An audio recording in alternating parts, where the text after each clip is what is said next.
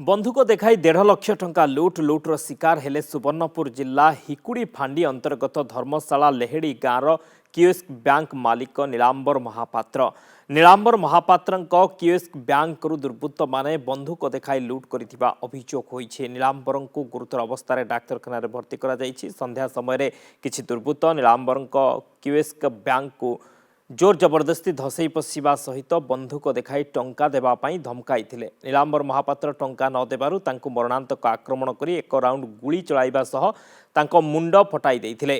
परे काउंटर रे थिबा प्राय 1.5 लाख टंका सहित अन्य सामग्री धरी फेरार हो जाइथिले। स्थानीय लोक नीलांबर को उद्धार करी गुरुतर अवस्था निकटस्थ एक घरोई डाक्तरखाना भर्ती करिथिबा बेले पुलिस पहुंची तदंत करुछि। घटनास्थल एक बंधुक सह गुली जबत करिछि पुलिस। 500 मीटर गला पर समय छकिक थिले आसे मते हठात आक्रमण कले। आक्रमण मोर 1.5 लाख पाखापाखि थिला सब नहीं जाइछन।